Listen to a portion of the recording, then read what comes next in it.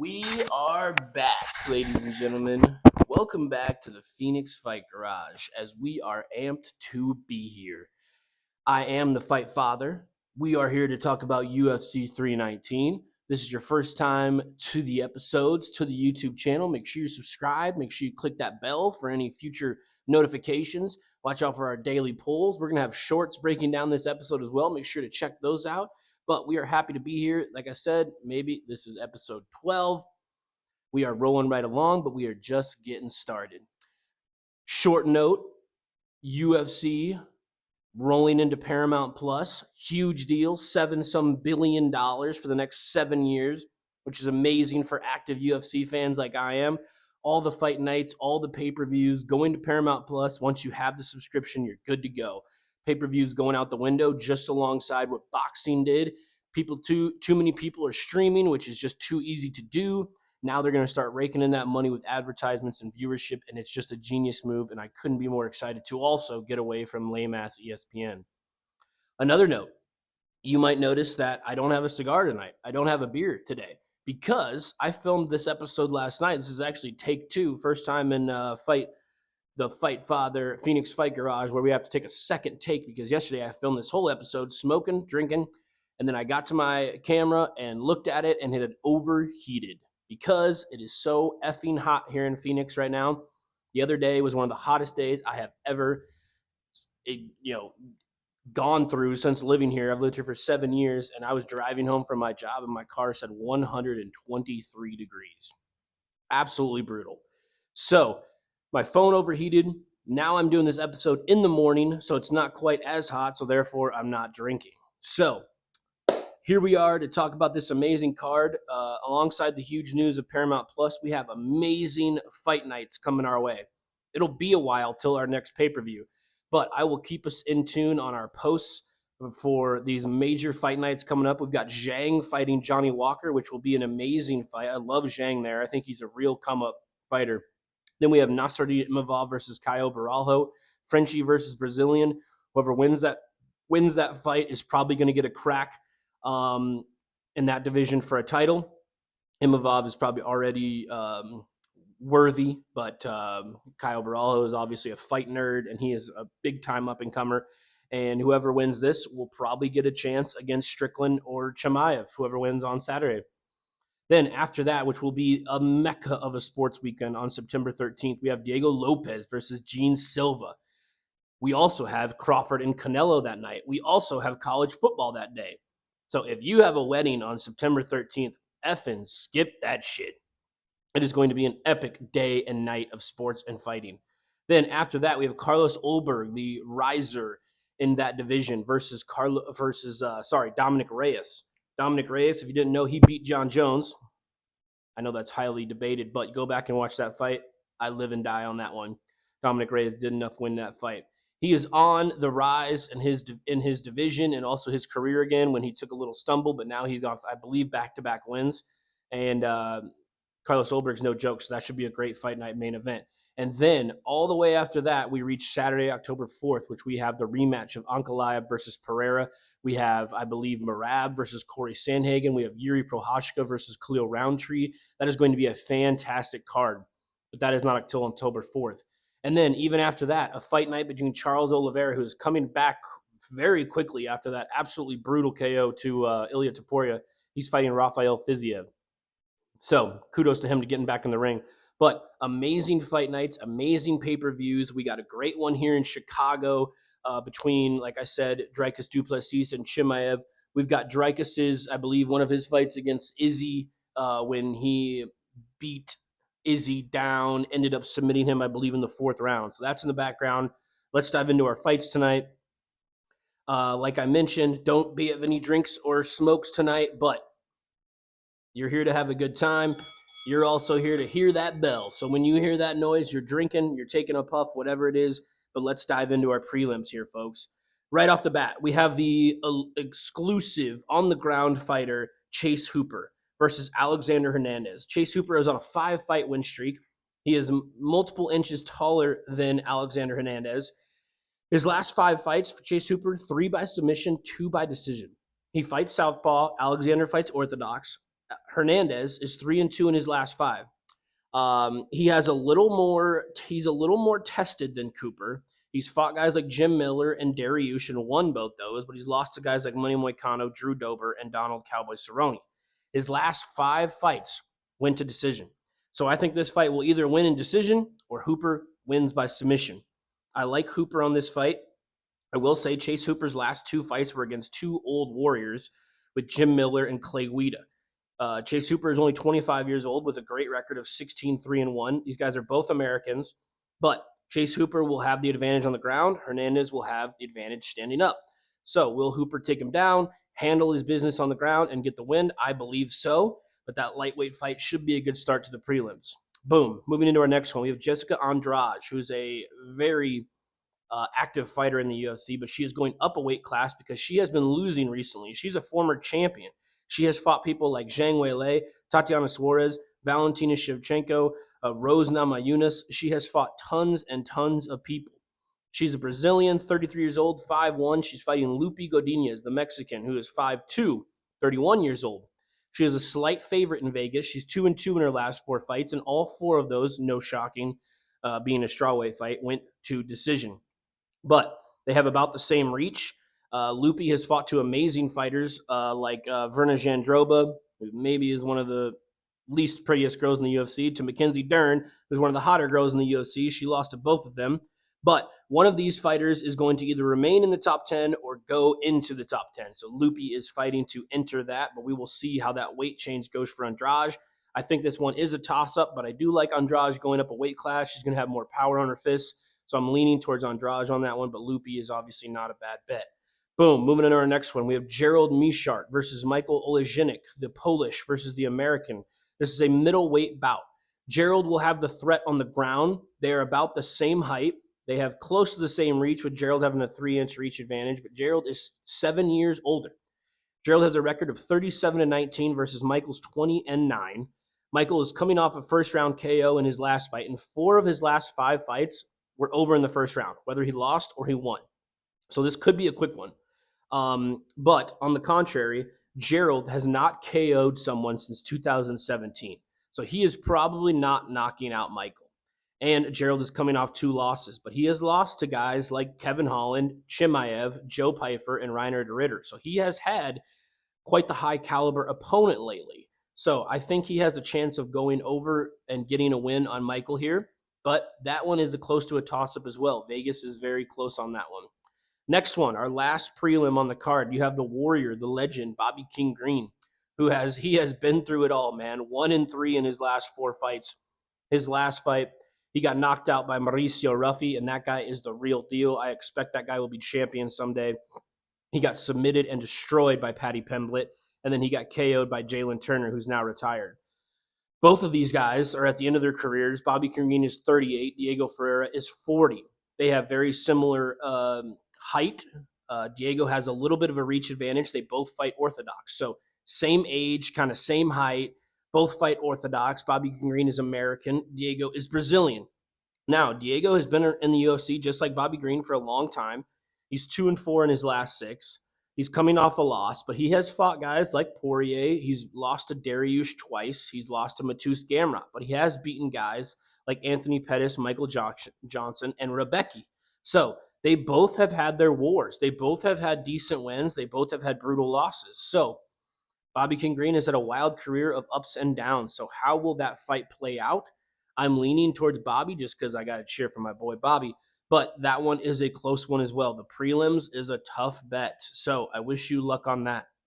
Moving into our main card, folks, we have Tim Elliott versus Kai Asakura. If you don't remember Kai, he's the one who fought Alexandra Pantoja, I believe his second to last fight, where they kind of just threw him in because they thought he was the next hot guy coming off a new promotion.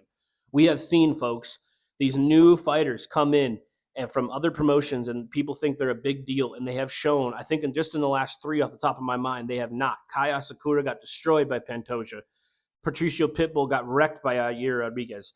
And then Patchy Mix, everyone had him favored, and he got destroyed. So I am really reluctant to choose Kai here, but who knows? Tim Elliott has a record of 21-13-1, hasn't fought in 19 months.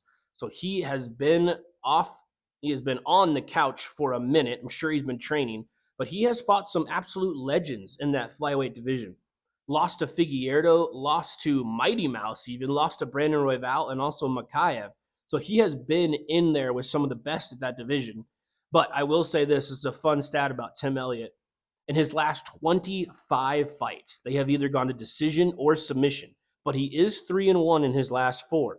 He's fighting Ka Asakura, which is his second fight in the UFC. He hasn't fought since that Pantoja. He got ragdolled in that one. And fun fact for you, Kai Asakura has never, from my understanding, has never fought a white guy. So that'll be interesting to see how that plays out. He has fought guys like Manel Kape twice, 1 win, 1 loss. And like I mentioned, he fought Pantoja as well and got ragdolled in that one. So I am leaning towards Kai, but we will see how that one plays out. I could see Tim Elliott being fresh and ready to go. And also, we're still interested to see how Kai does in the UFC. So take a drink as we head into our second fight on the main card, which is maybe one of my favorites on the entire card because I love both these guys. We have Jared Cannonier versus Michael Venom Page, a middleweight fight. The Killer Gorilla versus the MVP. MVP, this is his 4th UFC fight. All 3 UFC fights went to decision, which is kind of interesting because he's kind of an electric guy, but he beat Shar the Bullet, which was a fun one. He lost to Ian Gary, which was extremely boring, and then he beat Kevin Holland. So he has a very much bounce around style, stick and move. Not really a ground guy, but this is another old guy fight. MVP is 38. Jared Cannonier is 41.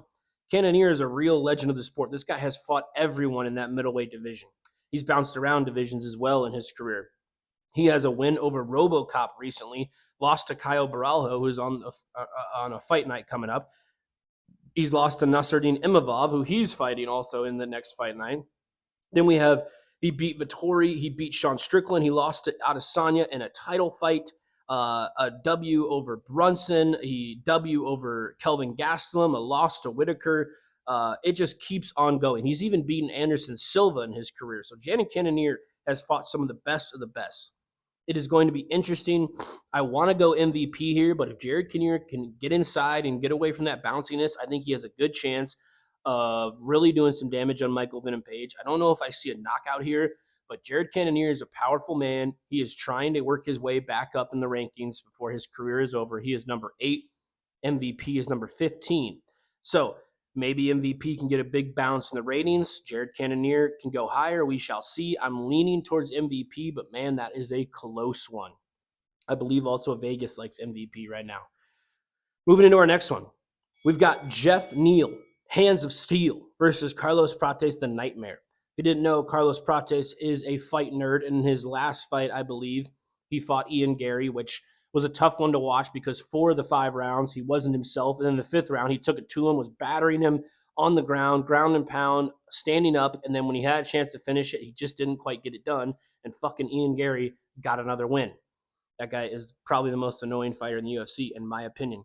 But this is Carlos Prates' 5th fight in the UFC. He has 17 knockouts in his career, which is just insane. Has been fighting since 2012 when he was 18 years old. So he has been in it since he was a young lad. This is a huge one. KO artist, 4 of 5 UFC fights, all ended in knockout. Brazilian. He lost to Ian Gary, KO'd Neil Magny, KO'd Jing Lang, but Jeff Neal is no joke. He's KO'd guys like Dos Anjos. He's lost to a decision with Ian Gary. He lost to Shavkat Rakhmonov. He beat Vicente Luque. So he has fought some great guys as well, wins and losses. He's 16-6. Carlos is 21-7. They're relatively the same height, 5'11 to 6'1. Carlos is a little bigger. Jeff is a little older at 34 to 31. Carlos Prates has a little bit of a reach advantage. Jeff Neal is a southpaw. Carlos Prates switch stances. But Jeff Neal is 3-4 in his last 7. So this is a close one. Who's going to jump in the top 10 rankings? Jeff Neal is number 11. Carlos Prates is number 12. I like Prates here. I think this is another tough matchup for Neal, but we shall see how that one plays out. That should be a great one. Heading into our co-main event, we have the oncomer from Bellator/PFL, Aaron Pico, which as of right now, folks, he is favored, which I think is crazy. We have Lerone Murphy, who is undefeated, 8-0-1 in the UFC with 1 draw. This is his first co-main event pay-per-view. He has headlined 2 fight nights, so he's not exactly a popular fighter, but he is on the serious rise. He is a tactical fighter, very wise.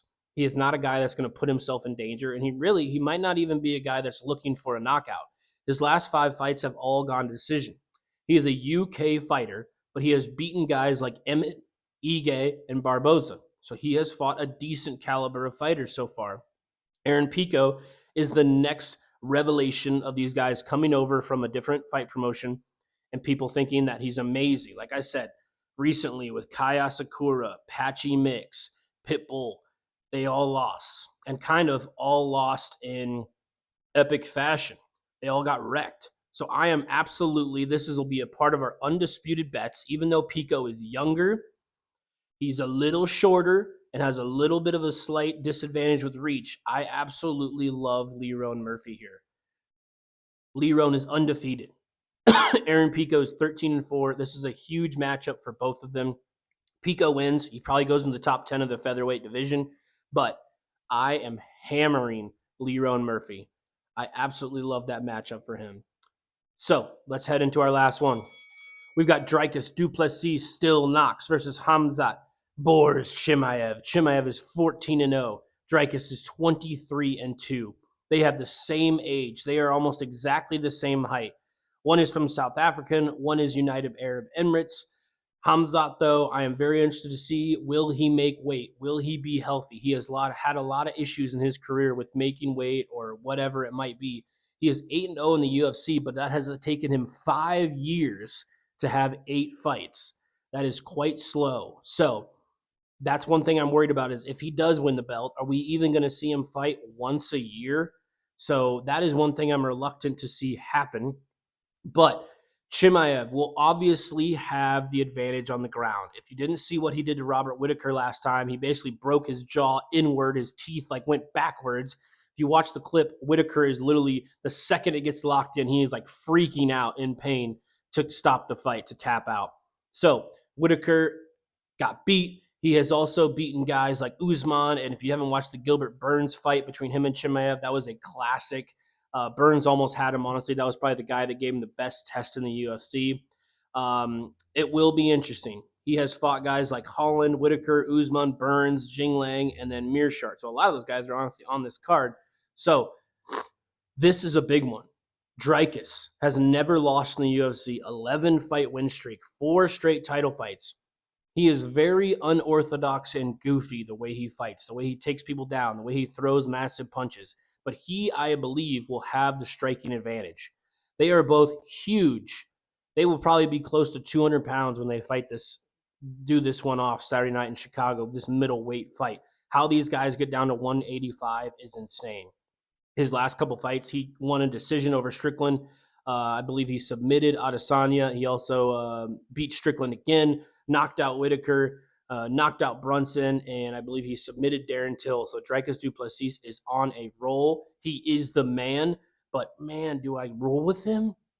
I am split on this one. A part of me thinks that Chimaev is going to do what he did to Kevin Holland, where he's going to walk in, run in there, and he is going to immediately look for the takedown, and he is going to try to submit him in the first round. Now, if Dricus can withstand that and hold on to his stamina and continue to keep the fight on the feet, I think Dricus can win it. But we will come back to that in our bets as we break down a little bit more of this card. So there's our prelims, folks. There's our main event. We have fantastic fights. We have great breakdowns for you. Now let's talk about bets. Don't forget on the early prelims, if you're tuning in extra early on Saturday, those aren't even that bad at all. You have Brian Battle, the guy who had the viral clip of, "You think I would lose to a fucking French dude?" He is fighting Nursan Rizabayev. So can Brian Battle continue his streak and really get a name for himself in the UFC? That's a good one. And also Edson Barboza is on the early prelim. So if you're bored on Saturday, tune in early. Now, bets, folks. We have the Phoenix Fight Parlay. I went with Kai Asakura, Michael Venom Page, Carlos Prates, Lerone Murphy, and Khamzat. I'm definitely nervous about the Kai and MVP bet. I am confident about the Prates and Murphy bet. And then the Khamzat, I went with Khamzat, but man, that is a toss-up. That is plus 830. So 20 bucks wins you 186 bucks on that one. Next one, Average Joe's Bets. Average Joe's Bets went with Michael Venom Page, Lerone Murphy, and Dricus. That is plus 859. 20 bucks wins you 171. No wifey's bets this week. So we have undisputed bets, the people that I am most confident on, which we have been decently hot on this channel with calling our undisputed bets. I love Lerone Murphy, Carlos Prates, and Khamzat. That is plus 500. 20 bucks equals 120. You want to throw in one more to make it a little bit of a fatter parlay? I would throw in Chase Hooper. So undisputed bets are finalized. Average Joe's bets are in. Phoenix Fight parlay is ready to go.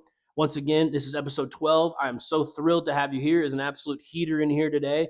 Got the episode done in the morning. No drinking and smoking, sadly, like I said this time. Hopefully it starts to cool down a little bit by October, the next time we do a pay-per-view.